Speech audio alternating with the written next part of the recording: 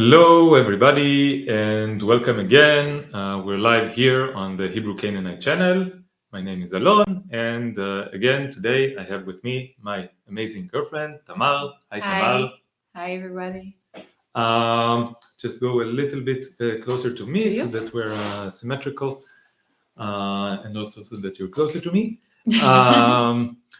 Okay, so we will wait for more people to join, but for now, let's just present the subject that we want to talk about. So, Tamar, you want to explain a little bit what we want to talk about? Yes, so this is something that's been on our mind for a while, and we wanted to talk about this for a while. Yes. And it's this phenomenon, this wave of people from all different corners that were in support of everything that is going on and that Israel is doing in Gaza, that are now coming out in drones to say that they're against this, and they're calling for the end of the war, and they're talking about the horrors to a certain degree, lesser or more degrees, depending on who it is, of what's going on in Gaza. And we really wanted to talk about this phenomenon, and because there's basically like two different approaches to this from the left and also in general. People on the one hand saying, wow, we should applaud this, yay, better late than never is good. They finally better late than never is the cliche. Is the main kind of thing, and it's good that they finally came to their senses. Yes. And we wanted to talk about this approach and ask the question of what has changed, why is this now happening, what is the significance, what is the meaning, and how should we respond to this change. So we say, yes, okay, this is good, they're now with us. Are they really with us? And even if they're not, then should we still say, okay, this is good, this is a positive thing, in general, how to relate to this. So I want to kind of emphasize two things. One is that you said from all over the place. It's not from all over the place, but from a specific, group of people, liberal Zionists. Okay. This is also from outside. Yeah, within Israel, liberal Zionists, and outside of Israel, all kinds of people like celebrities and politicians. It's liberals, basically. It's liberals who are doing this. Yes, it's not conservatives. Yes. Conservatives have not changed their position. Right. But so the question is this shift happening in Israel? So the question is it a shift? Is it a true shift? So it's a shift. It's a shift in the way that people are speaking, definitely. And it's a shift in the way that liberal Zionists are speaking. And we feel like it's also a shift in the way that liberals are speaking all over the world. But we will focus on what we know, okay, what we see around us in our immediate surroundings, which is liberal Zionists. And the other point that I wanted to make, I already forgot it, I think. Oh, the other point that I wanted to make is that it's not really a discussion about this specific subject. Okay, this specific subject is important because it's bothering us now. It's something that is on our minds now, and Tamar and I have been speaking about this repeatedly and all the time for several weeks now. But I think that the real reason why we want to have this discussion is because it relates to so many subjects that are broader and deeper. And we feel like this kind of shows the way that we like to think about systems in general, about norms, about how people relate to systems, about this subject of pragmatism versus extremism. We will say what we think about that. And why it's in quotation marks. Yes, why I put the air quotes on these words. So this is something that relates to all these subjects. And I think this is an ongoing process for us to understand what's going on here. Also, this, recent phenomenon also shed light for us about this subject of how the systems work. So we collected many examples. And we will show you a few of them. Okay, we'll show you a few of them. There are many other examples. Just a few examples that. So some of the examples are more. It's like more clear what's going on because they're using clearer language, and some of the examples are more, manipulative in their language. So we want to show the more clear examples because we feel like it's always like this. Okay, it's always that what they are exposing is just what all the others are thinking, but hiding a little Yes. bit better, maybe. Yes. Because we felt this about all of them, but then we saw some examples that were like, okay, this is undeniable. Yes, it's funny how some really explicitly say it. It's like they say the quiet part out loud, and Yes, and then others, they just know between the lines. You can read that they're actually thinking the same thing, but they don't Yes. say it quite as blatantly. Yes. So, And I also think that one of the subjects that we can talk about in this, context is something that to me is not super clear yet, which is like the spectrum of liberal Zionism. Mhm. Okay, there are liberal Zionists who are overtly Zionists and again say the quiet part out loud. But I think that there is a spectrum of Zionists in general, and like there's the overt fundamentalist Zionists that say. So Elik is not here at the moment, just us. But maybe it's because a chatter is saying hi Alon, hi Tamar, and hi Elik. Elik is not here, but Elik has a birthday today. So we can use this opportunity to say happy birthday, Elik. I talked to him yesterday, and he said that he doesn't feel like his birthday is very happy this year, this time around, for understandable reasons. But still, we want Elik's birthday to be as happy as possible. We want everyone's birthday to be as happy as possible. We want everyone to be as happy as possible. So happy birthday, Elik, and happy birthday. we love you, and we hope that you can do even more of all the amazing things that you are doing, and we hope that you can be even more the amazing person that you are. Anything that you want to send to Elik through this live stream? Yeah, no, I'll talk to him. We'll talk to him later. We'll talk to him privately as well. But I just wanted to use this opportunity. Okay, so like there is a spectrum of Zionism, and there's like the overt Zionists who say everything very bluntly, and then there's the liberal Zionists who believe the same things in their core, but phrase them in a way that is like more polite or more manipulative, any way you want to think about it. I think this spectrum is also true like within liberal Zionists, okay? And there are liberal Zionists who would even call themselves anti-Zionists, okay? But that doesn't mean that they're actually anti-Zionists. We need to look at their positions, at what they're actually working towards, what they actually think, okay? So just because someone uses this term, maybe it's convenient for them, okay? So don't fall for it so quickly. Even when I say that I'm an anti-Zionist, okay? Don't fall for it.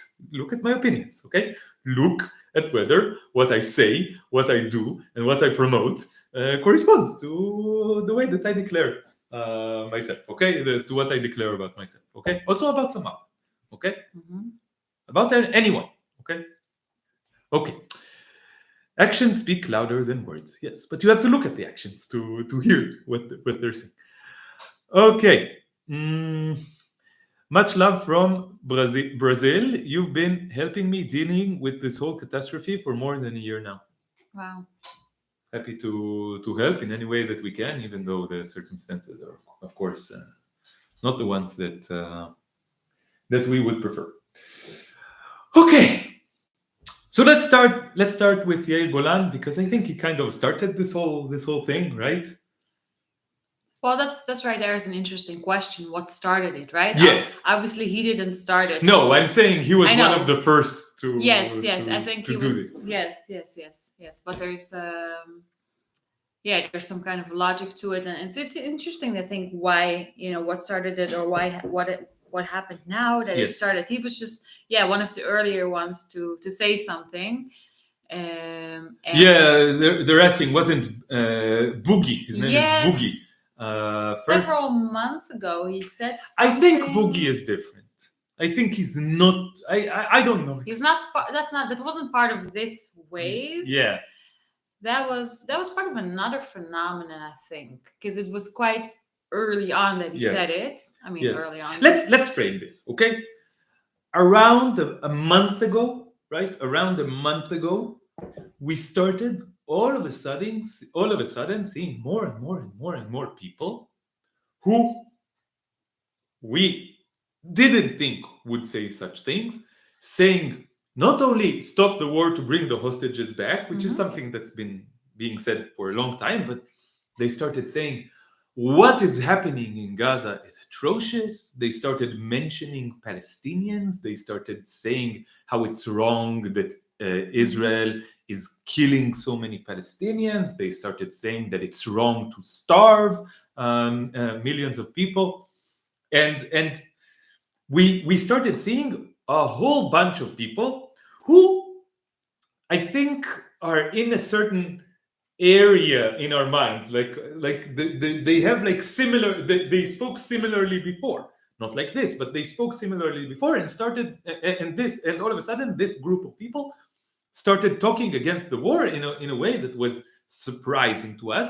And it all happened all of a sudden, like within 2 weeks a bunch of people spoke out, and it was very weird. And I know that when I heard this, something inside me did not feel good about it. Okay, so you can say maybe it's just your don't follow your emotions because they can trick you. But I also know that when something inside me calls bullshit, then I should listen to it. If my intuition says, I don't know about this. I don't know about this. If my intuition says it, then there's something to be investigated more here. And the more we spoke about it, the more we feel like we understood what was going on here. Okay. Yes. So you want to start with the examples, or Yes, maybe yes. let's start and then we can Unless you comment have on something it. more general to add. Yes, I wanted to say maybe to what you said, how you felt uncomfortable or weird about it. I think this feeling came not from nothing. It came from the fact that nothing changed all of a sudden. People have been starved and killed for a year and a half, and that's been ongoing, since October 23. And then all of a sudden people say this, and they didn't say it with, wow, I was wrong. Wow, all of a sudden something happens and it opens my eyes. Yes. What have I supported? Yes. It wasn't that kind of statement. So both the fact that it came, like, where did that come from? Where were you yesterday? Yes. And the lack of any kind of process that they were pointing at, that they went through, and the speed at which a lot of people at the same time started saying this. I think all these together are reasons why you felt weird it was about sus. It was just sus. Yes, because if slowly one after the other are starting to say, wow, I mean, we're getting more pictures now, or we're understanding now the magnitude of this, or I feel like I've been lied to, and now I understand that I supported something horrific. But that is not what was being said. It was just like all of a sudden they came like falling out of the sky from one day to the next. People were starving and dying, and it's not okay. Wasn't that true Sherlock, 2 weeks ago or 2 months ago? Yeah. This was or a year ago or a year and a half ago. It was the same. Yes. So yeah, maybe let's phrase it in like the inverted way. If this were an organic process, we would expect certain aspects of this to be a certain way. Like we would expect it to be gradual. We would expect the people going through a change to say, here is what changed. and we would expect them to look back at the things that they supported and feel bad about what they supported. We would expect them to have a certain, introspection where they say, okay, so now I feel sorry for what I did. Here is what I learned. Yes. Here is what Yes. something. But none of this. None of this. And so I want to say this is kind of a maybe jumping ahead, but we'll come back to it and expand on it more later. Someone's writing too little, too late. Yes. So yes, it is both too little and too late. So of Yes. course it's too late because you already supported the genocide, and you cannot, after the fact, say now, oh, stop the war. After all this already happened, all these people are already, and all this infrastructure is already gone. So that's why it's too late. Like all the damage, so much damage has been done. It's hard to imagine more damage, even though you can always have more, of course. But yes, it can always be worse. But it's so bad that that like, hey. Yeah, it's just like someone goes on a school shooting, like a shooting spray, like all these like dozens of people are dead, and it's like, and then someone comes up and, all right, I'm against this, enough. Yeah, but all these people are already dead. Yes. And yeah, let's arrest this person. Great, but look what has already been done. Yes, this relates to something that you told me. I want to say something that you told me a few weeks ago. That it's like really hard for you, like even if all of our relatives, all of our friends or former friends, all of the people around us completely turn against this, which we will talk about whether they actually turned against this. Even if they completely turned against this, it's just a fact now that they did support a genocide, a Holocaust. It's just a fact that they did. Yes.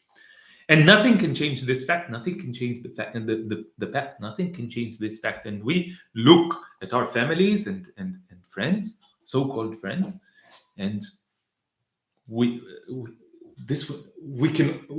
will always look at them in this way, as people who supported a genocide, as people who supported a Holocaust, even though they were told they had every opportunity to know what was going on. We personally told them, okay? And this we will go back to later as well, our own personal position inside this and why we feel bad about all of this, okay?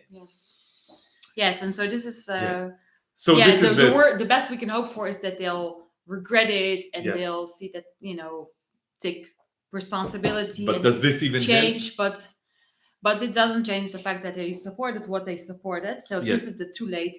And the too little part, we'll go into that a little bit later. And but I think this is also very true. That's not just too late, but it's literally also too little. Not only because it's too late, but also because even now what's happening is way too little. Yeah, it's not really enough. Yeah. It's not really enough. Yeah. So it's really a question of too little, too late, or better late than never. Right, exactly. I was just thinking about like that. Two different cliches, exactly. And we will see which side we're on of this discussion. Okay, exactly. So one of the first ones was Yair Golan. Okay, so Yair Golan, I accidentally opened the story about Olmert. Yair Golan, yeah. So Yair Golan, let's give a little background about who this guy is. This guy was the deputy to the chief of staff of the Israeli military, that is second in command of the Israeli military. He was second in command. He had a very successful career in the Israeli military. 40 years. Yeah, a 40-year career. I think, yeah. You see that? I don't know. We can read in Wikipedia. Something like whatever. This. Decades. Very long career in the Israeli military. He is a very rich person. He is a very well-respected person. He is a very connected person. And now, like all high commanders in the Israeli military, or so many of them, he went, and in the last, let's say, decade, he continued, like the natural continuation of a career in the Israeli military is a career in Israeli politics. The most politicians in Israel had a military career, and most people who really succeed in their military career go on to be politicians. There's no men anyway. Yeah, the men. And if you look at Israeli politics, it's very much male-dominated, even Yes. more male-dominated than most, liberal democracies. Okay. Yes. I'm just smiling because I'm thinking, what about Golda Meir, which is so funny whenever people try to prove a point by showing an exception. Yes. It's the exception that proves the rule. Yes. This is okay. So this is Yair Golan, and now, okay. So I think it was 10 years ago that he said about the processes, like 10 years ago, 10, 15 years ago. Something like that. Yeah. He did a speech because he was trying to launch his political career. So he did a speech, and he said that he was identifying troubling processes in Israeli society that are reminiscent of processes in Germany in the 1930s. Very interesting, very interesting. So even then, I think I was quite cynical about what he said, because I was like, yeah, I've been saying this for a very long time, and now he's saying it. And this sparked a two-pronged reaction. One was the reaction that you would expect from the majority of the Israeli public, who said that this guy is crazy and a traitor, and really a lot of really aggressive and violent backlash from the more overt and fundamentalist side of the political spectrum inside the Zionist cult. And there was also another group of people who considered themselves leftists, or more correctly, liberals, who said, yes, it's true, Israeli society is like this, blah, blah, blah, blah, blah, blah. But in retrospect, I feel like I know what happened there. He wasn't speaking about himself. He wasn't speaking about the people who he considers part of the left, that he considers himself to be part of, okay? A general in the army, okay? Considers himself part of the left. He was speaking about the messianic right-wing Bibi supporters, blah, blah, blah, blah, blah. He was speaking about Bibi Netanyahu and everyone who is to the right of them. Yes, yes. He was speaking about them, not about me, not about us, about them. Yes. And so these are the processes that he identified. It's I think it's regrettable that he didn't identify processes in himself and in his supporters as well, because I identify them now and we identify them now. Okay? It's regrettable, but not an oversight. Yeah, it's not an oversight. No, it's an intentional oversight. Yeah. Okay. So this launched his political career, and the kind of people who supported him, who were talking about the messianic right, the extreme messianic right, and the processes there, now supported him. And soon after, he became the leader of Meretz party. It was like there was like a whole story with like unions and separations of the Israeli left, okay, liberal Zionists. He became the head of the Meretz party, and I remember that the moment I used to vote for Meretz. Okay, you probably also voted for Meretz, right? Yeah, it was. This was basically the main. If you were a Jewish Israeli and you considered yourself liberal or on the left, you would vote Meretz, because I thought Meretz was the most. Yes, moderate. I really thought of them as the most kind of like sane or yes reasonable party. Yeah. Yes. In retrospect, they are Zionists, and they for a long time. I'm saying this with some hesitation because for several years, ever since I've been vegan, basically, I find it hard to really want to vote for anyone, but for anyone who speaks up for the non-human animals. And I have.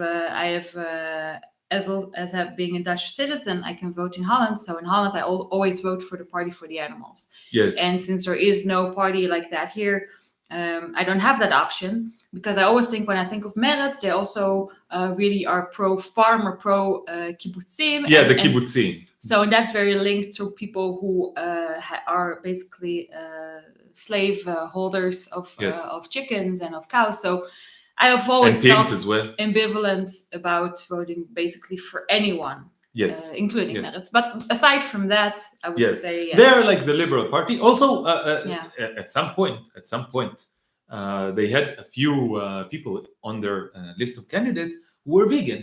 Like Tamar Yes, yes. Zandberg was the head of Meretz, and she is vegan. I don't know if she's still vegan. I wouldn't be surprised if she's not vegan. And Mossi Raz. Mossi Raz, Yes. yeah, like So there was a few people like, okay, so there's some vegans in that Yeah, party as well. yeah. So okay, I guess Yeah. it's the best there is. Yes. Okay. But I know that when Yair Golan became the head of Meretz, I was like, okay, I can't.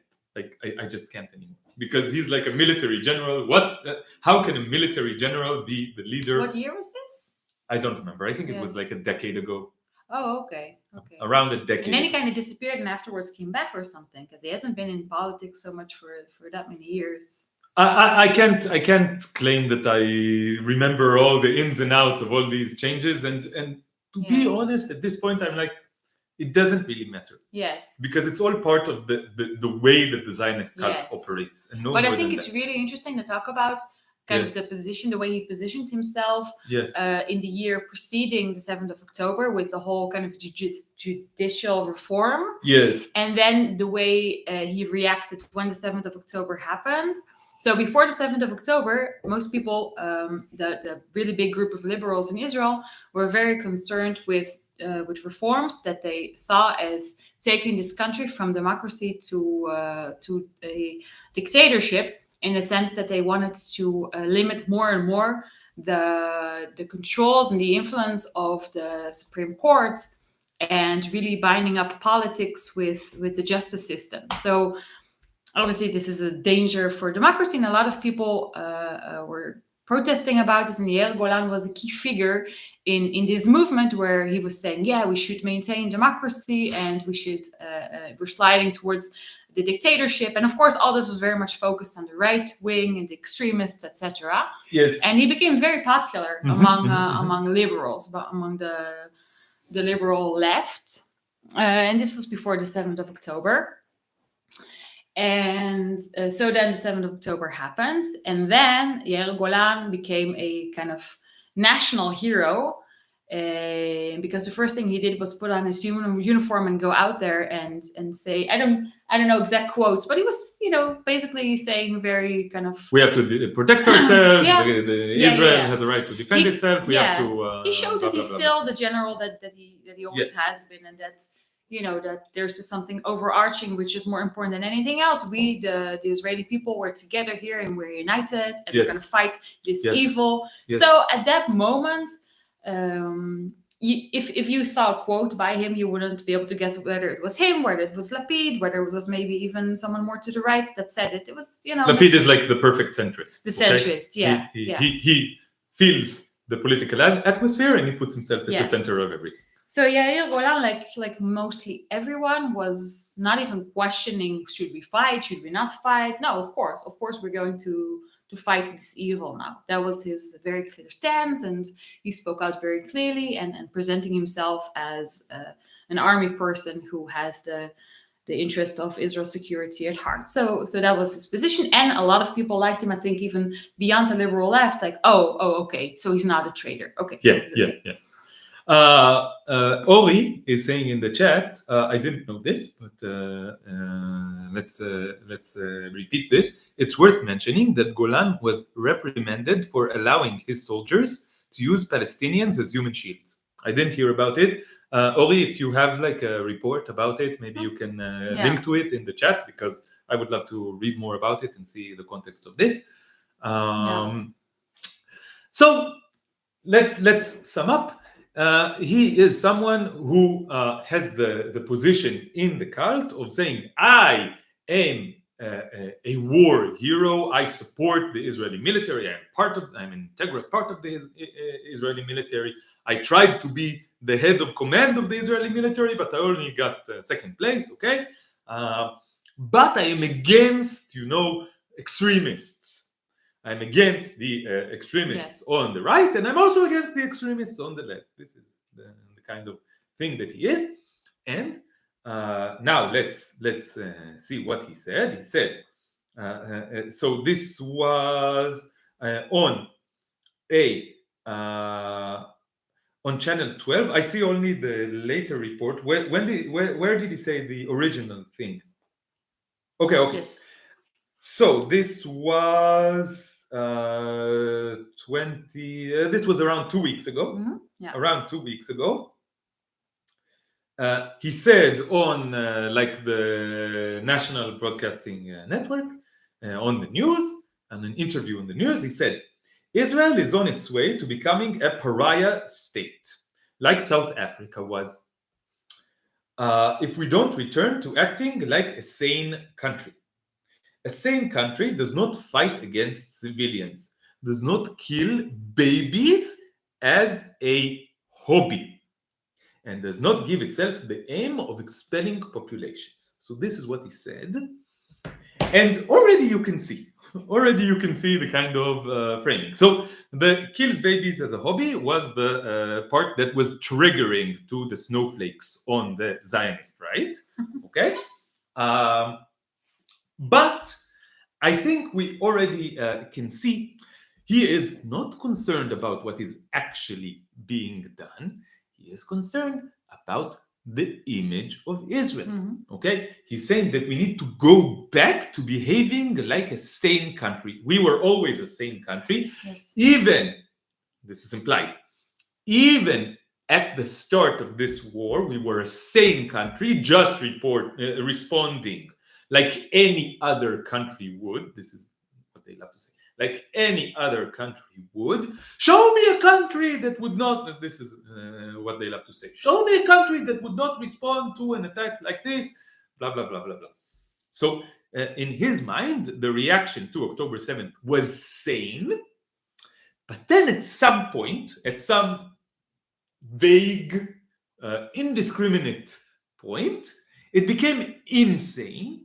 And the reason that it became insane, I don't think he says this outright, but I think he believes that the reason that it became insane is those messianic extreme right-wing Zionists. Well, right? he actually explicitly says this in his retraction because but spoiler alert. Okay. Yeah. So the babies as a hobby part became the basis for a complete onslaught against this guy. Okay, the cult sprang into action, and he was reprimanded by Israeli society for daring to say such things. Okay, he thought that this would help his political career, and maybe it did. Yeah, I'm sure for a group of people it did. Yeah, yes. his target audience liked that he said this. Yes, but probably maybe a slightly smaller circle of his target audience. So then he had to backtrack. Yes, because he got scared. He got scared of the backlash that he got. And this report is about the backtracking. You want to read how he backtracked? Yes. So he was confronted after this he got a lot of criticism. So he was confronted and asked whether he believed Israel has killed any babies in Gaza for sport. And he replied, of course not. I wasn't speaking about the military at all. I didn't say that. And then he held up a paper with quotes by far-right ministers and politicians who had called at various points to destroy and erase Gaza. And so then he's really putting it on these extremists. This is where he said. So what's the quote? The quote is, I said something simple, that it's unacceptable that we're resuming fighting in Gaza, and that the political goals set for the IDF, which unfortunately are not goals connected to Israel's national security at all, are shaped by people with such a worldview. Okay, so again, we can see if the war was actually for the interests of the security of Israel, it would be okay. Which is what he thinks that it was to begin with in the first few months of the war, in the first year and a half of the war, it was fine. Because it was to defend the interests of Israel, to protect Israel. But now it suddenly became different, okay? This is interesting because during the same interview, he was actually asked about comments he himself made in October 2023. And here, this is nice. Okay, interesting. At the time, he said, okay, this is what I said. If you would have heard them then, you could have not have told them apart from any of the others. Okay, so what did he say back then? We need to tell them is the Gazans, we need to tell them, listen, until these hostages are released, as far as we care, you can starve to death. It's completely legitimate. Okay. This is what he said. Confronted with that quote, Golan asserted on Saturday he had not called to starve Gazans, but rather to pressure Hamas. So he adds, what may have been the right move on October 13th as an opening act for war is not the right move after 20 months of fighting. So this is where you can clearly see the calling for an action, then the actioning happening, and then saying, backtracking, I was against this, they did it. Yes. I need to mention a cliche in Israel. The cliche is yorim vebochim, shooting and crying. Okay? So the extreme Zionists, the right-wing Zionists, they shoot and then they laugh. Okay? But the liberal Zionists, the true humanists, they and I'm not even being sarcastic here, they are true humanists. Yes. They're very humane. Yeah, they're very humane in the correct sense of the word, empirically correct sense of the word. They shoot and then they cry. And, if someone shoots me and kills me, or if someone shoots my family and kills my family or my friend, then if he cries afterwards, it makes it all better. It's you can do whatever you want, but if you cry after, then you're okay. Then I forgive. Just if you cry, it's better. And then if you shoot and then you cry, and then you shoot another family member of mine and cry again, then you're again okay. Yes. And if you shoot another family member of mine and then cry again, then again you're okay. This is the way that it goes for me. Yes, because it's not even that they're crying while they're doing it. Because then you could say, okay, maybe there's something better about it. At least they care. No, it's only a reaction to show themselves to the world and probably to themselves as well as look, we're good people. But at the time, they support it all the same. And so they deal with it differently. So the kind of so-called extremists, they laugh.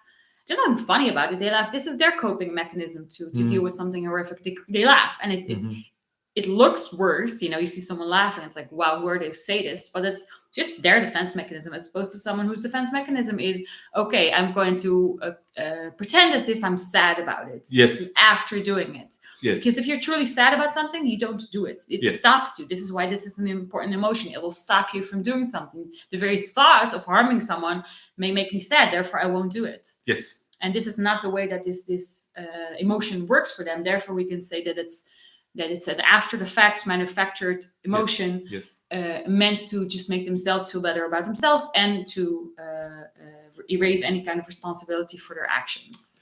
Yes, this is something that maybe we will do a whole live stream about emotions and manufactured emotions and how cults in general and the Zionist cult in particular manufactures certain emotions, not because they are true emotions, but because the emotions of the subjects of the cult are being appropriated to serve the interests of the cult in certain ways. And this is why it feels so fake when Zionists, cry, or when it feels really fake.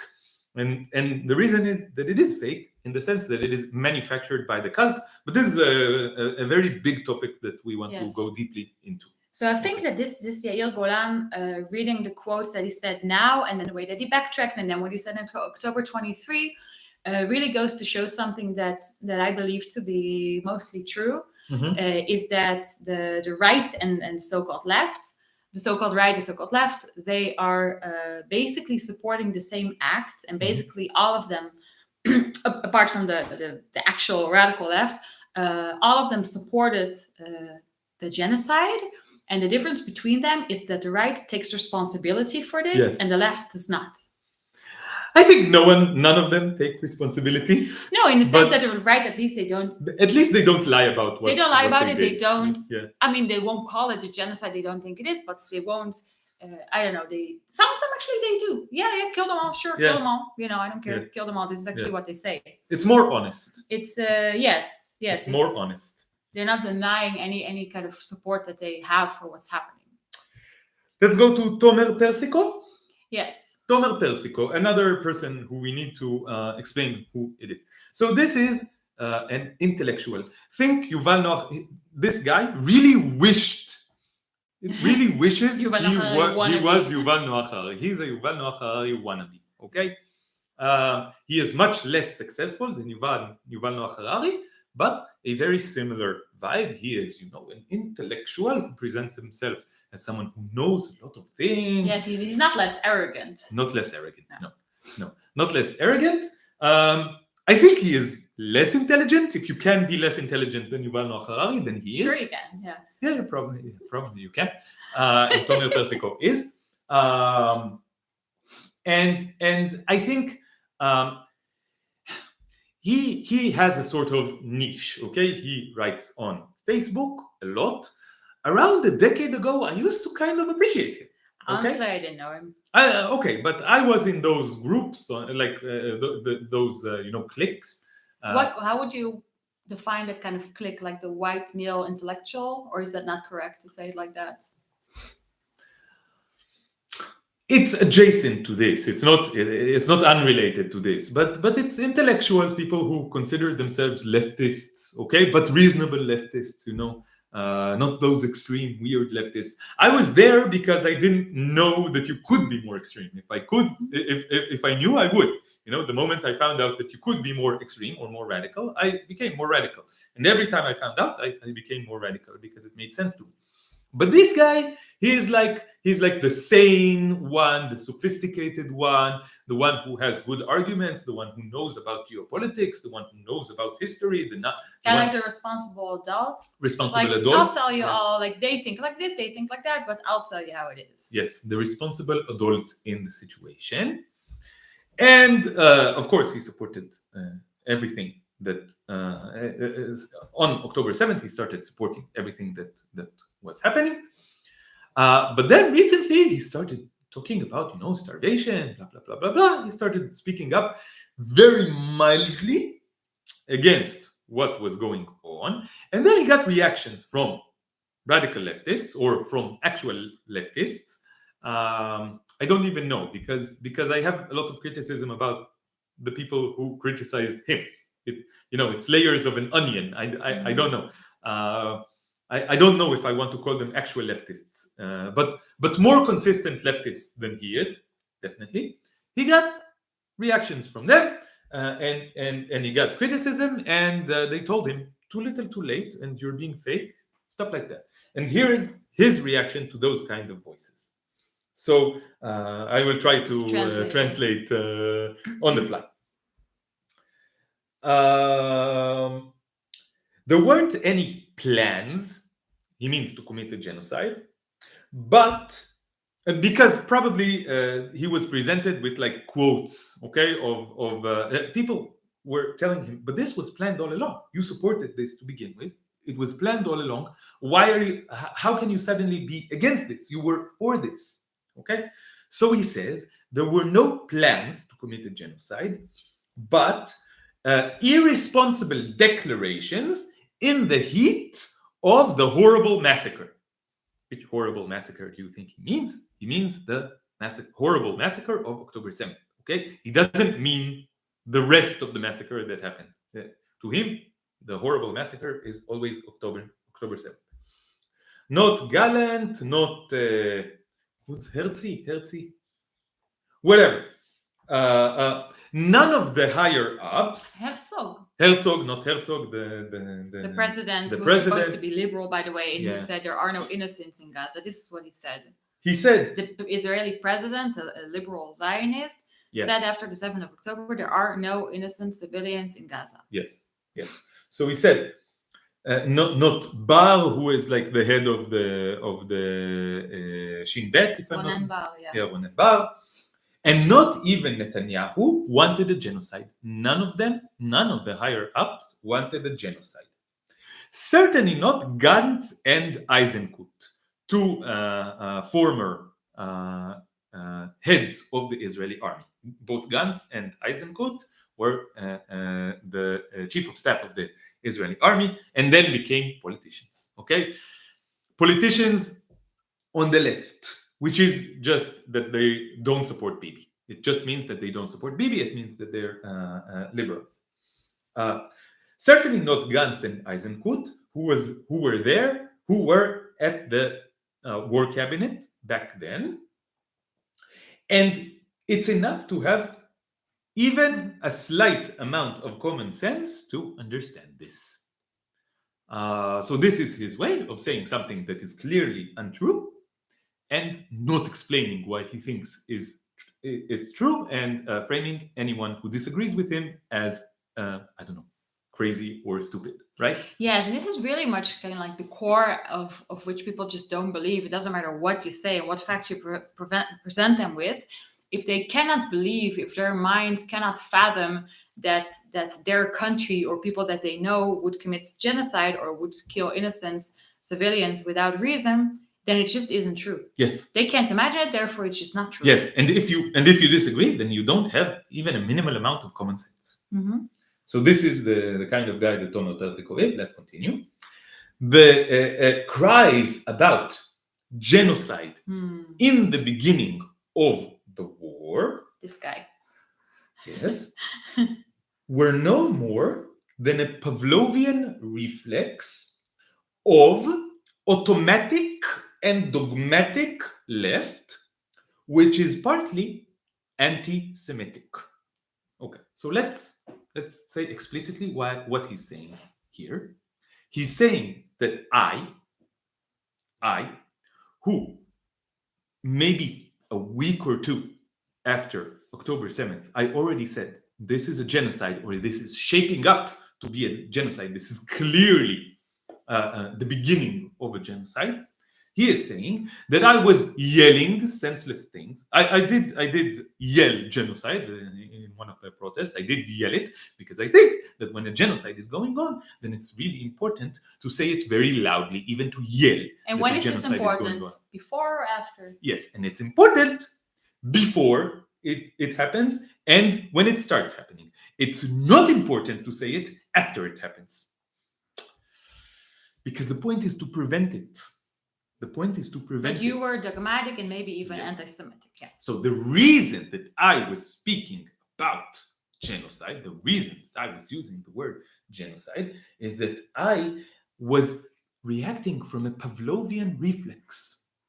The arrogance is just unbelievable. I was acting out of a Pavlovian reflex. I was dogmatic and automatic. I didn't, for example, watch several videos on YouTube, an hour to an hour and a half long each, explaining meticulously why it was a genocide. For example, the video by Bed Empanada, which I cited when I yelled this dogmatically and automatically. I didn't, for example, read Raz Segal's, Professor Raz Segal, the world expert on the Jewish Holocaust and genocide in general, and the head of the Department of the Research of Genocide in Stockton University. I didn't read his article titled A Textbook Case of Genocide that meticulously explained why what was going on fit the definition, the UN definition of a genocide. I didn't go into Wikipedia and read about Raphael Lemkin and his theories about genocide and his history and how these theories became the impotent law in the UN legal document. I didn't know any of it. I didn't understand any of it. I didn't hear what was going on in Gaza, and it didn't relate in my mind to Holocaust stories that I heard when I was a child. None of this happened. I just reacted Pavlovically. I was just automatically and dogmatically reacting because I just like yelling genocide. I like it when people hate me. I love it when people think that I'm crazy and stupid. I love it when all of my friends abandon me. I love it when I need to fight with my family. I love it when I can't go to family dinners anymore because my Nazi brother-in-law is hating me now and thinks that I'm a bully. I love it. I simply enjoy it. This is my pleasure. Unbelievable. The arrogance, it just kills me. It's like, okay, so they said they're going to do A, and then people were warning they're going to do A. Yes. And then they do A. Yes. And then what does Mr. Donald Persico say? A happened, but not because of that. It was a coincidence. Unrelated. Let's continue that quote. So continue the quote. Yes. Yes. Unbelievable. Yes. Unbelievable. And this is the guy that I should now encourage because it's better late than never.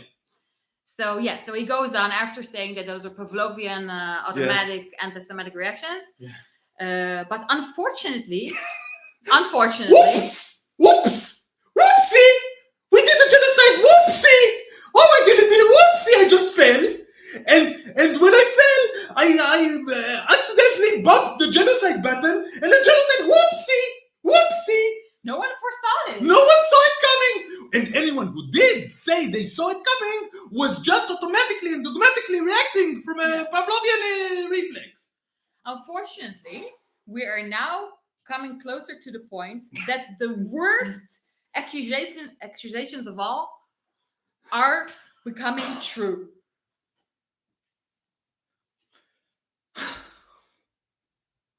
No explanation as to when or how or why this now happens. I need. This is Zionists. This is living with Zionists. They make you crazy. It's like living in a toxic family that keeps hurting you, that keeps behaving in insane ways, and that gaslights you into thinking that nothing is wrong, and then you say something about it, and you're the crazy one. It's always like this. It's always like this. It's maddening. It's maddening. Let's add the last sentence. It just keeps getting better. Okay. The advantage, this is a very cynical sentence, the advantage in the current situation is that small people can finally roll around in their arrogance that they so need to buttress their self-esteem as them being the authentic left. So basically they're now saying, oh, don't do the genocide, maybe, because then people who said that this was going to happen all along may actually roll around in pleasure and in their arrogance saying, oh, I told you so. This was always my fantasy. I really wanted the genocide to happen so that I can finally tell everyone around me I told you so. This is my motivation, that I can tell everyone around me I told you so. I don't want the genocide to stop. I don't want the genocide to not happen. I don't want to stop oppression. I don't want everyone to be happy. I don't want violence to stop. All I want is for the world to be as violent as possible so that I can tell everyone around me, I told you so. This is my motivation. So I really think that this inadvertently, because he did not do it on purpose, but inadvertently, what Tamar Pesico wrote shows very clearly what I am convinced of in my mind, that it's all about narcissism and ego. So he's not even concerned right now about the people in Gaza. He's not even concerned now. Whoa, genocide is happening and people told me about this. And even if you were to say, in the beginning, I don't think it was true, but then, obviously it doesn't happen from one day to the next, but I must have missed that it crossed this point and it's now turning into this full-blown thing, and it's horrible. No, even now still, what is he concerned with? That people who said that this was going to happen and were trying to warn that this is going to happen are now going to feel all good about themselves and are going to be able to tell them from this place of arrogance, you were wrong and I was right. This is what he is concerned with. Yes, he's still concerned. This is what he's talking about. He's not saying, oh my God, what is happening and how can this happen? And how did I not see this earlier? And saying, oh, go as far as to say, I am indebted to people who tried to warn me and I didn't listen. None of this. Even now, what is he concerned with? His own ego. And the ego is the supposed ego of people that were trying to warn about this in October 2023. Let's talk about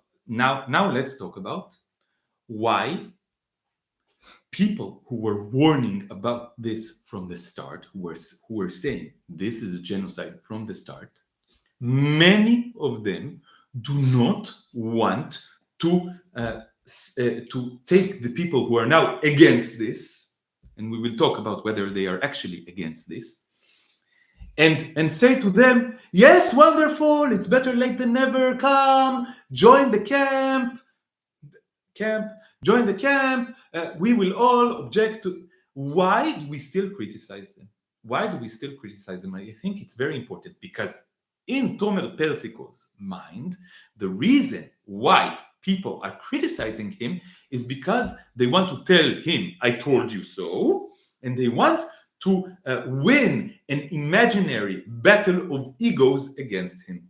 But Tomer, it's only you who are in a battle of egos. We want to actually stop this. We do not want to be fooled by fake allies who are now trying to save their image at the expense of the people who they are supposedly trying to protect. You do not care about Palestinians. You never did care about Palestinians. You still don't care about Palestinians. And unfortunately, I don't think you will ever care about Palestinians. I don't think you care about anything other than your own image and your own ego. And especially, I think you care about your image in the eyes of yourself. This is the only thing that you care about. And we see through this. We see how fake you are. We see that you are still acting from the same place, from the same egotistic place, and we are trying to call you out on it because we don't want people to be fooled by you like they were fooled by you for so long. Like I was fooled by you 10 or 15 years ago. I thought that you were a good, intelligent person who is saying deep things. And this, by the way, is one of the reasons that I did not become an anti-Zionist earlier, because I was caught in the web of people like you. And I don't want more people to be caught in this web. And I see you throwing this web and trying to catch more people so that you, for the sole reason that you can feel good about yourself and have a better image in the eyes of your surroundings and make the money.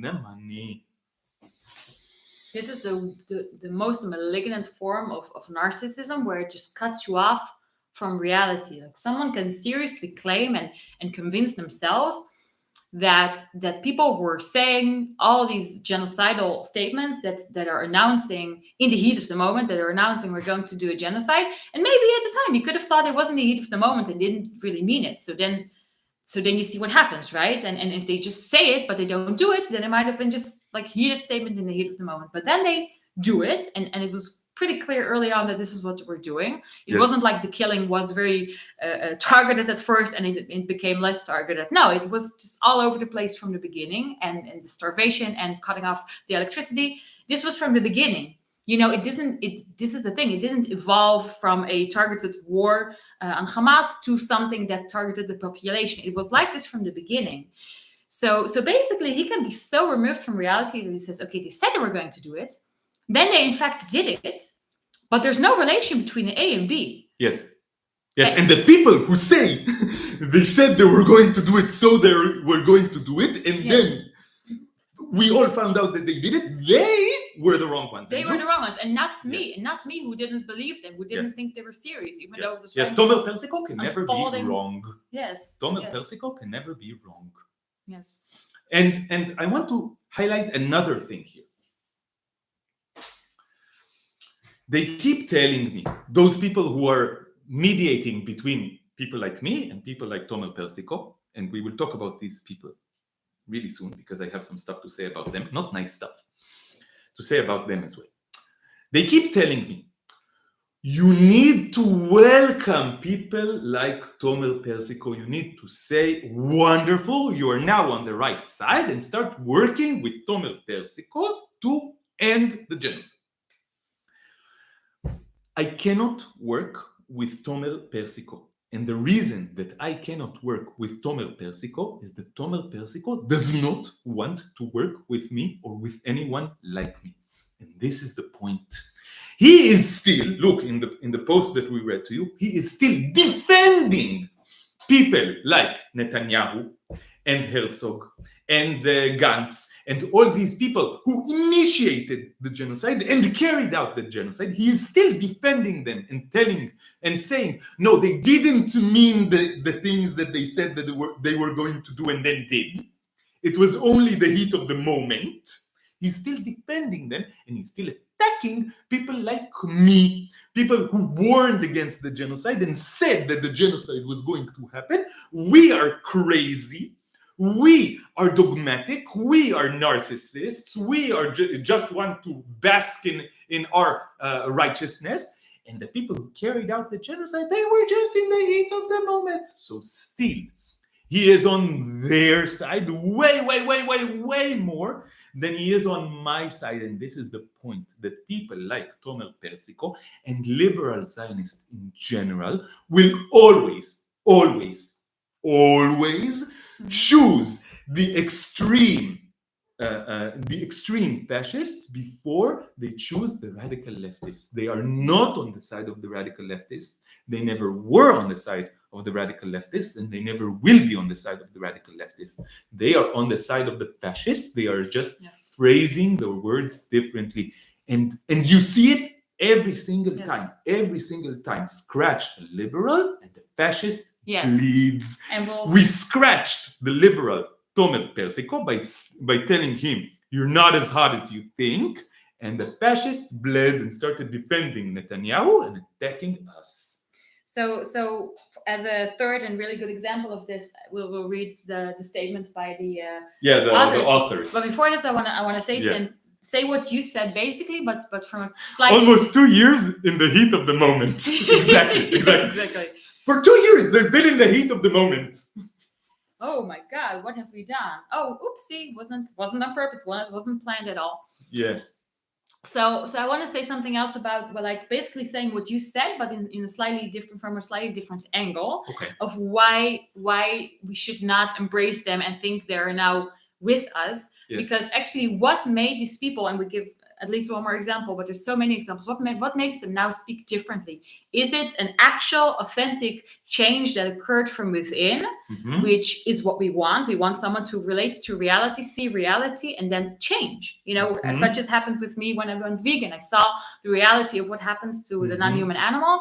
I was horrified, and I stopped taking part of it. A deep, profound change in me took place. Yes. Or also what happened to me when I went vegan, also what happened to both of us when we became anti-Zionists, we went against Zionism. This was a profound change. We saw reality differently. We still are going through this change, and we're different now than we were before. We're different people. Yes.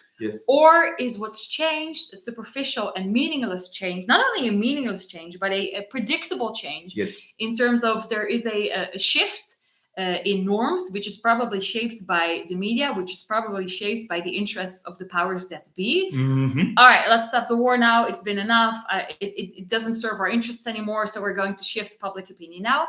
And then this happens, the shifts happen, and it starts with people such as Yair Golan, who have this political advantage, and the media, etc. And then people follow suit, just like Tomer Persico. So he is still the same person who goes with the norm. And the norm is something that is shaped by the interests of the powers that be. So he is still the same person. And when the norm changes because the interests of the powers that be change, he'll change with that again, and he'll just go along. And this is what will happen again. So in the future, nothing has changed, because it's not that he's now become more connected to reality. And so just as a counter example, when they started first attacking in Gaza and Alon called it a genocide, I'm like, no, it's horrific and unjustified what you're doing, and I want it to stop. But I don't think it's a genocide. I mean, this is a very strong term, and it's not something, I can't say that word. I don't agree with it being a genocide. Yes, as the daughter of a Holocaust survivor, it was really difficult for you to say that this is a genocide, right? Because then it equates what's going on in Gaza to what your father had to go through, right? Yes, and also in my mind, basically, I still have this belief, basically, these are good people. And so they're good people, so it cannot be that they're doing a genocide, which is kind of a weird thought on the account of knowing that they're doing the Holocaust to the non-human animals. Yes. And again, it doesn't negate the fact that they're good people. I still think they can be good people in many ways, but still somehow your mind can be wrapped around the fact that people that you know to be just decent people, because a lot of these I know personally, that they would support something that has the word genocide attached to it. So this is kind of my axiom. No, it cannot be therefore it isn't. Yes. So even though I knew that it was in terms of the non-human animal Holocaust, still I thought, no, but this cannot be because there's so many people also around the world that do see it in this way. It's not normalized everywhere, such as the non-human animal Holocaust is normalized. So no, it cannot be. I still thought it cannot be. So then you started explaining a little bit why you're not just using this term as a slogan. And then we watched this Bad Empanada video in which he explored the definition of genocide, and he gave examples, historical examples. He went over the origin of the term genocide and Raphael Lemkin. Yes, and what it means. And then he starts going systematically through what Israel is, their leaders are both saying, which is showing intent, and what they're doing, which is also showing intent, as well as whether or not that fits the definition.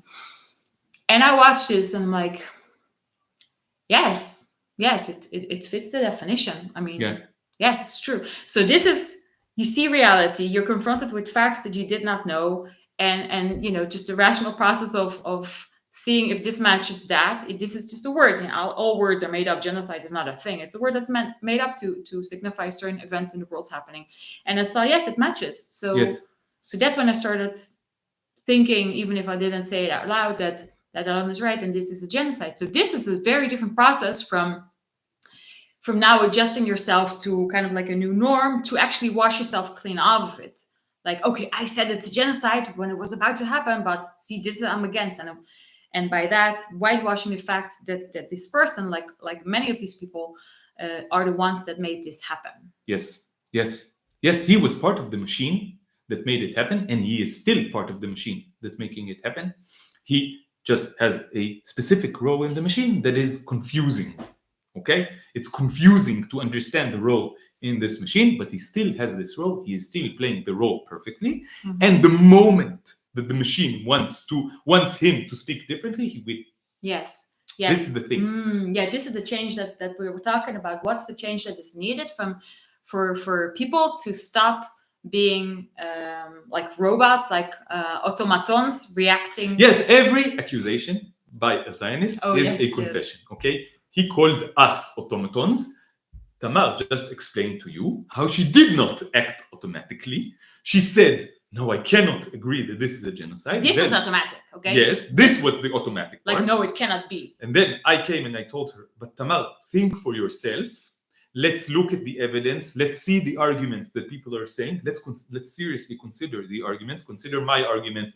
I cannot make them as eloquently and as convincingly. I will show you a video by Bad Empanada who did the good work and presented the arguments in a way that really is hard to argue with. She saw this and then she not automatically changed her mind. She chose to change her mind. But people like Tomer Persico, they do work automatically. And this is something that I need to say very clearly, okay? People have two modes. One of the modes is a mode where you automatically serve the systems, where you just go by the incentives that the system presents to you in order to manipulate you into doing the things that serve the interests of the system. The other mode is a mode where you are acting independently from moral principles, from listening to your feelings, from looking at reality and at the evidence that is there. This is another mode. And it is my opinion that all those people who are suddenly changing their tune are not really changing their tune because they listened to their morality, because they looked at reality and at the facts, because they are working from principles, or because they went through a process of deep personal change and reckoning with what they did before. Mm-hmm. But just because so their algorithm is the same algorithm. Their algorithm is still just going along with the incentives that the system is presenting to them to continue to serve the system. They are still servants of the system. They are still operating from the same place of serving the system to get personal gain. Okay, material personal gain. And now the system is asking them to say some different stuff because the genocide is no longer serving uh, as well as it was before the material interests of the clique of liberal Zionists. So the liberal Zionists are now against it. Okay? They didn't change anything. It's like when I spoke about my therapist, Shiri Zamir Raz, Dr. Shiri Zamir Raz, who was my therapist for 2 years and I thought was an independent person and was an independent person in the sense that she independently chose to radically be against the Holocaust of non-human animals and write against it and express her thoughts against it in a way that was really inspiring to me. But come October 7th, I found out that she was a servant of the Zionist cult through and through. And Tamar and I, when we saw her behavior change so extremely, so suddenly, and so completely, we wondered a lot. Did she change, or did something else happen? And I am now convinced that nothing deep about her changed. It's just that she was always a servant of the system, but now the system was like, no, you have to do this. And the incentives that the system created to people like Dr. Shiri Zamir Raz caused her to support the genocide, and she still does. She never said anything against the genocide, just to be clear. She didn't even say anything against the genocide right now, but nothing changed. Her algorithm was the same. She just reacted to different, inputs in the algorithm. The situation that was the system, the incentives that she was responding to were different, so she behaved differently. Okay, so she started supporting mass slaughter and the genocide. Okay, so this is the thing that we want to say, that nothing really meaningful changed in these people.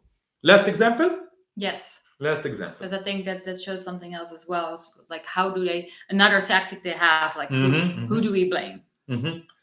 So there was like a letter, like a public letter that was written by, was it over 1,000 authors? I think over 10,000. Okay, so thousands of authors and like public figures in the realm of culture, academics, culture and art and authors, academics. Yeah.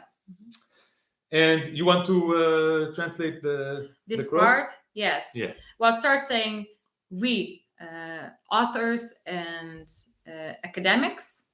How do you say, like anshe ruach?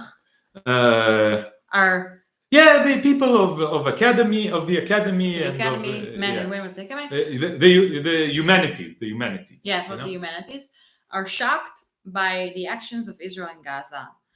The war that started on the 18th of March 25 with the, how do you say, with breaking the ceasefire agreement on Israel's part and not fulfilling the hostage deal, in which a hostage deal.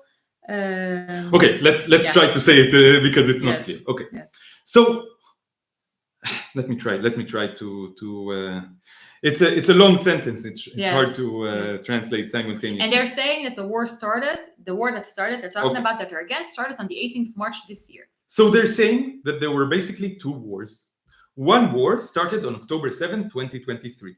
And what they say about this first war is that it started after the horrible massacre on the settlements of the Western Negev Desert, the settlements around Gaza. They don't mention Gaza. The towns, yeah. The towns around Gaza. And another war started on the 18th of March, 2025. Okay, so 2.5 months ago, another war started. A second war started. So when did it start? We had a ceasefire agreement. We were about to do a hostage exchange, but then Israel broke this ceasefire agreement, did not allow the hostage exchange to happen, and then we went on a second war. And the first war was a just war. The first war was a good war. They say that, just to make clear, that this is the actual quote. We're not interpreting. This is the actual quote. Yes. That unlike the just war that started on the 7th of October 2023, this war that started on the 18th of March 2025 is not a just war. Yes. The second war is not the just war that we embarked on the 7th of October 2020. So that's, so they're talking about a year and 4 months was a just war. Yes. This is what they're saying. From October 2023 to February 2025, just war. Yes. From March 2025 to who knows, unjust war. Yes, this is exactly what they're saying. This is what they're speaking up against. This is what they're saying. Now they're saying we must return all the hostages immediately in one go. We need to return the living hostages to their homes and the dead hostages to burial. This is what they're saying. And they also say the senseless killing in Gaza must stop immediately. Now they're saying the senseless killing in Gaza must stop immediately. 3 or 4 months ago, the senseless killing in Gaza, it wasn't senseless and it didn't have to stop immediately. But now it does have to stop immediately. So this is the trick. They separated it into 2 wars.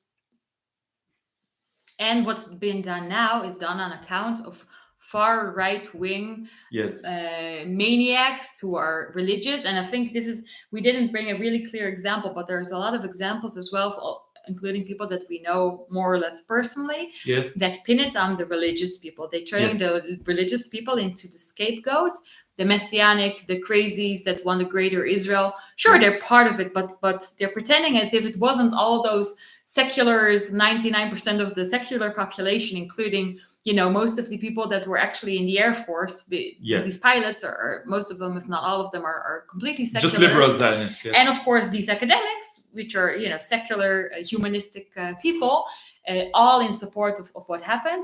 But somehow now they're trying to separate it and say it's because of the religious far extreme right. They are to blame. And we're against this. Yes. So now maybe... one last example. Achinoam Nini. Yes, well, she's this whole another phenomenon. We will maybe put links in the comments to this video because we can't show. But this is just amazing because now she gave a speech in Italian. So her name, internationally, she's known as Noah. Noah, yes. Her actual name is Achinoam, but she is known as Noah because she has an image to create. And now she gave a very emotional speech in Italian about how much everything that's happening in Gaza is horrible and we need to stop it right now. She's like, it sounds like she's speaking very passionately against this. Yes. You want to read some of the words? Yeah, it's quite long, but she starts, as an Israeli, this is the first words. I call for an immediate end to the horrific war being waged in Gaza, which was justified momentarily as retaliation for the monstrous attack on Israeli civilians on October 7th, where Hamas massacred, raped, maimed, and kidnapped men, women, and children. She is still, to this day, spreading the blood libel of mass rape on October 7th. She is still spreading the blood libel. Nothing changed about her. Continue, But has since warped monstrously into a war of messianic, insane, illegal... Oh, she's saying it so... She's saying it out loud. She's saying everything. Yes. Illegal and immoral attack on innocent civilians, including thousands of children who are being starved and killed indiscriminately. Yes, suddenly she cares about children being starved. Yeah. A year ago, when children were being starved, it was okay. But now when children are being starved, it's bad. Yes, exactly. So she says, I want to raise my voice clearly and unequivocally. Not in my name is this being done. So, is this the moment to say that this all had been done completely in her name? Yes, completely in her name. And there's some videos right after, but also some like 2 months after the 7th Let October. me tell our audience what I've been doing for a year and a half now, and Mhm. what Tamar and I have been doing in the context of this of research for this video was looking. So what I do, I find the person who I know, or I see how they're speaking now, and then I go and I go on their Facebook profile and I scroll and I scroll and I scroll and I scroll and I get to October 7th, 2023. And I see what they said on October 7th, 2023. This is something that I've been doing on a semi-daily basis for a year and a half now, more than a year and a half now, almost 2 years now. So that I get a map that is as detailed as possible of the different personas in Israeli politics, okay, in the Israeli political map, socio-political map, okay. So we went and we saw what Tomer Persiko said on October 2023, and he was supporting what was going on. And then we went and we saw what Achinoam Nini, Noah, was saying on October 2023, and we will link to a couple of videos which are very enlightening. Prepare yourselves, it's going to be very nauseating. Yes. And she did say about the rape, and she said she justified everything and she supported everything, okay. But I think what was really prominent when we saw these videos was like the psychological aspect of everything, like where she was coming from, right? So you want to, as a psychologist, you want to say what you identified in her behavior, and we will give you the links to the videos. You can see for yourself. Yes, I think it's really clear for anyone that's going to watch the videos that you can see how fake she really comes across as someone who's acting out certain parts. She's like acting her emotions. It's very inauthentic.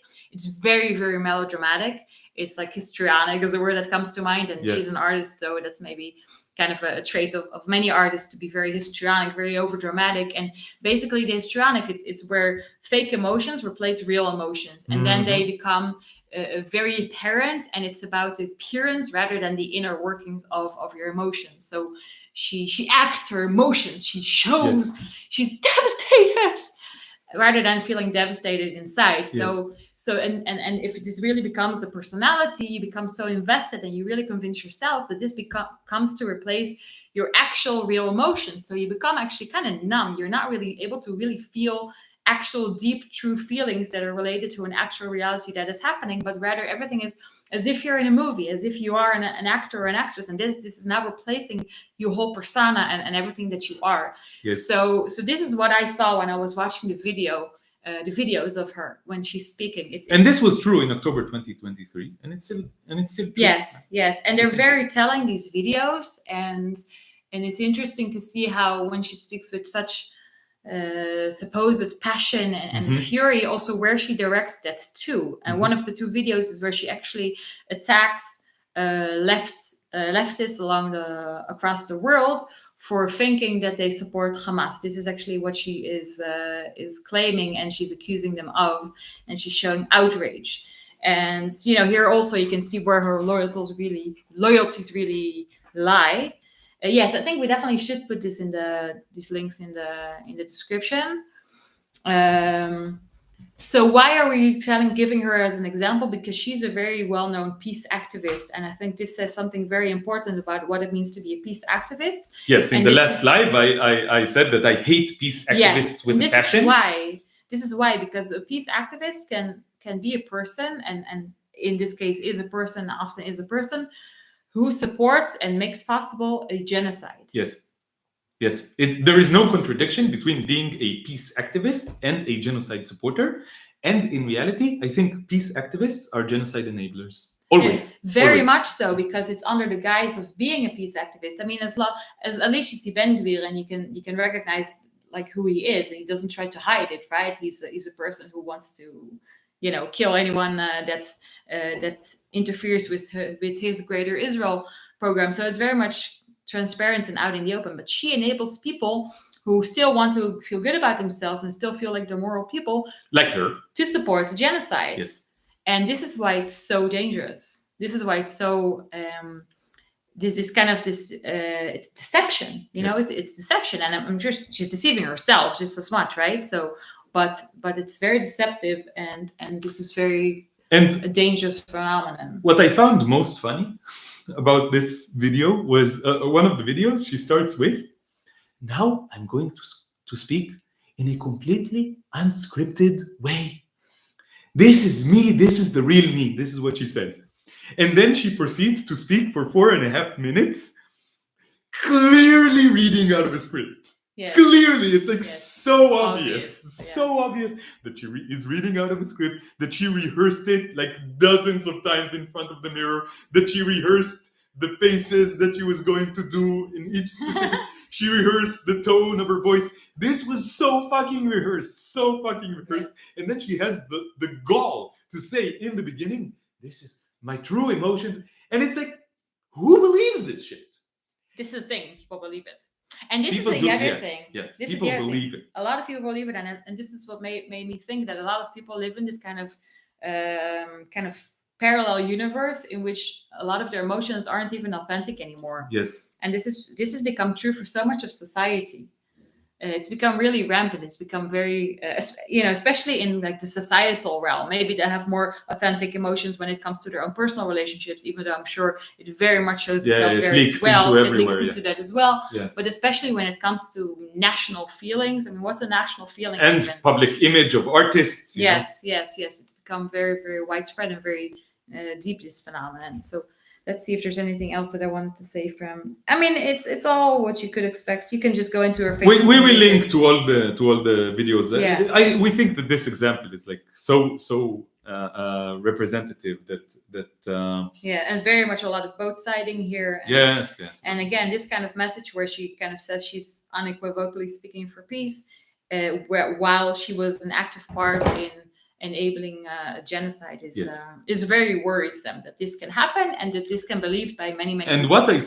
what I want to say to people is, I think an underrated part of our collective and personal development on the political level, an underrated part of the revolution is to notice when people are being like this, okay? When people are being narcissists, and for their narcissistic reasons and their egotistic goals, promoting the interests of the system, okay? Because I understood something when I saw these videos by Achinoam Nini, aka Noah. Not Noah Tishby, like someone asked here. Not Noah Tishby, but Achinoam Nini, okay?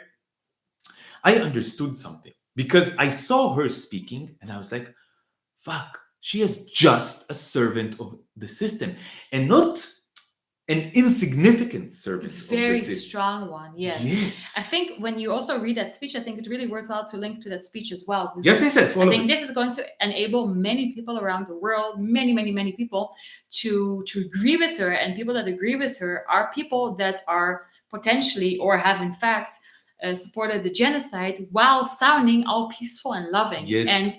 And this is the danger. And I want to respond real quick to what Caroline is writing, that it depends on the person. There are many peace activists who are truly fighting for liberation and equality. Yes. So Alon or I can say we want peace, but in the same sentence, we'll say that we also want justice. And so it depends it depends on how the person speaks. And if the person puts the emphasis on I'm a peace activist, I think that choice of words is telling, because it usually will say that the person thinks of peace as a negative peace and not as a positive peace. Maybe I'm a party pooper and an extremist, but at this point, I am extremely suspicious of anyone who defines themselves as a peace activist.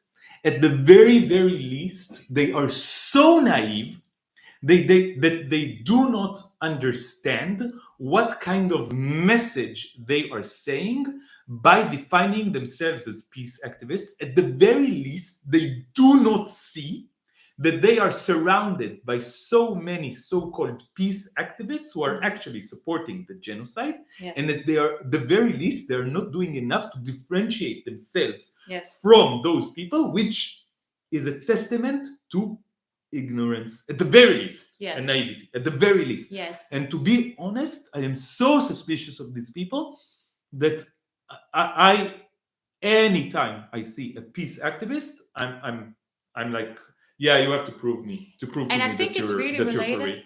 This is maybe the last thing we'll say, and we'll wrap up and continue. But I need to speak about what I need to make the point. Okay, we need to be really sensitive to when people are being manipulative in a narcissistic way, like you will see in those videos that we will link of Yes. Achinoam Nini. Okay, because these people, You have to watch it. It's just yes, yeah. because these people are not just servants of the system, not just loyal servants of the system, but powerful servants of the system. This woman is extremely talented and extremely proficient and a professional manipulator. Yes, Okay, it's true. she is a professional manipulator in the service of the powers that be, of the systems of power, of specifically the Zionist system. Yes. And we need to be very sensitive to this kind of behavior, because in my experience, it's always like this. It's always in the service of systems of power, because it's always, what happens is always that these people act from their own personal interests, and those personal interests are actually incentives put there by the systems of power to encourage them to do the things that they need to do to serve those systems. Okay, so I think a major part of collective liberation, personal liberation and collective liberation, is to notice that kind of vibe, that kind of energy, that kind of behavior in others and also in ourselves. Okay? So I want to just say maybe a comment on that, which does not contradict anything you said. But maybe and that's okay. If it contradicts, then shut up. No, I'm kidding. So that there are, I think, different flavors or different colors within this. So for some people, it will be more ego invested, more in the kind of on the narcissistic realm, and for other people, it may be in somewhat of a different realm, a realm of innocence, but maybe the type of innocence that wants to be also ignorant and is ignorant of their own privilege. These are people that, for example, say they're in favor of non-violence always. And they may be not so invested in their own ego and narcissism. They really want to just, they may just have this really strong reaction against violence, which is very understandable. They may be very sensitive people, very kind of delicate people, and really just, they don't want any violence in the world at all. So I agree in the sense that also can be used and misused by the system. So in the sense that they're servants of the system, I agree, and it doesn't contradict it, but it may be driven by different things. For example, people who say, I'm against any type of violent resistance, and then I think if non-violence, yes, but I'm thinking, okay, but that comes, then you're missing the part of the picture where you are a free person that is not oppressed or imprisoned. So if you are in that situation, if I am now imagining that I am a cow in a cage, and I know that Al, after a short miserable life, will be sent to the slaughterhouse and murdered there. So if I now, as a cow, my only means of escaping is being either violent myself and attacking the people that enslave me, or if somehow I was able to get other cows together and we do an attack together to liberate ourselves, I am in favor of those cows. And I think that anyone who is not in favor, that the only reason is because they're privileged. They're not the person being imprisoned and exploited and murdered. And this principle of saying I'm against violence, it's just not a viable position if you're not in that privileged. So basically, by default, it becomes that you are you are on the side of the oppressors and not of the oppressed, because the oppressed sometimes have no other means than violent means to escape from their oppression. And people that say non-violence no matter what just are not recognizing that part of reality. And even if it's for like pure so-to-call reasons, it's out of ignorance of this fact of reality. So that may be another flavor of peace activists that serve the system, but for different reasons. Yeah. Okay, so I think that there are two subjects here that we can really go deeply into in future live sessions. So one of them is the different types of people who serve the system, the different personality types of system of people who serve the system, and how the system appropriates those personality types to serve their interests. And another subject that we really want to go deeply into and have been wanting to go into for a long time is the subject of non-violence, okay, and like peace activism and stuff like that, which is related to both siding and and this is like a kind of way to serve the system, but it's a kind of way to serve the system that I think deserves a lot of scrutiny. Who can afford to be non-violent? I can afford to be non-violent my entire life and have a great life. Some people are not able to do that, and we need to recognize that. Yes. But now we promised ourselves that we won't go longer than an hour and a half. We went slightly longer than an hour and a half, but now we need to get going. So thank you everyone for listening to us. Thank you, Tamar, for joining me again on these live sessions. And this is shaping up to be a really amazing series where we get to stay angry, says Oli.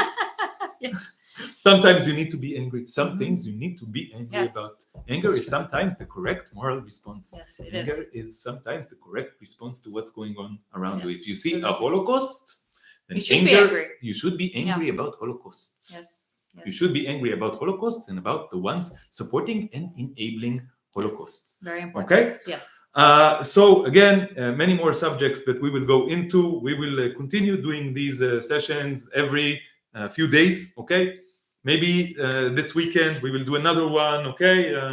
Depending on how much energy and time we have. But I think this is really important what we're doing. I think that we're also going through something. When we're speaking about these subjects, we are understanding stuff together.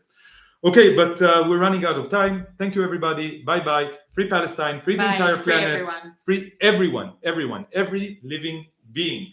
Bye bye.